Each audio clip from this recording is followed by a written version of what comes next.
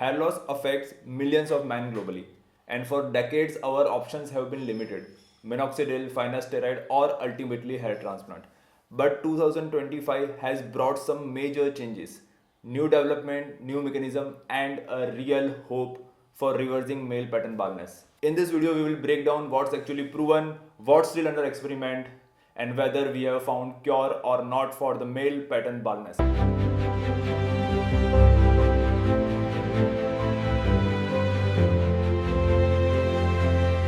Male pattern baldness or androgenic alopecia happens when a hair follicle becomes sensitive to the hormone DHT, which is dihydrotestosterone. Eventually, the follicle shrinks, becomes thinner, and stops growing. Traditional drugs either increase the blood flow to the hair follicle or blocks the hormone DHT. But the newer gen drugs directly work on the hair follicles, and that's why they are so promising. The biggest headline of 2025 is the drug called Clascoterone. Clascoterone is a topical anti-androgen drug, means it acts on the DHT in the hair follicle locally without affecting anything in your body. In two major phase 3 clinical trials of Clascoterone, it has shown 539 and 168% improvement than placebo respectively.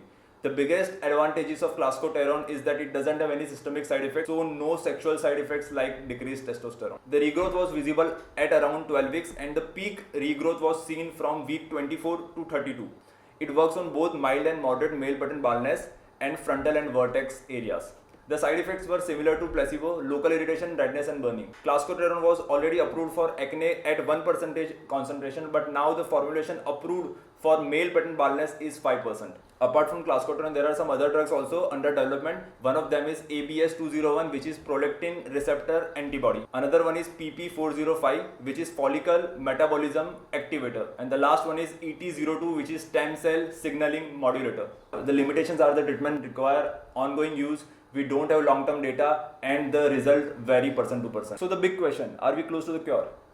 Maybe not, but still we are closer than ever to reverse male pattern baldness. Thank you for watching the video.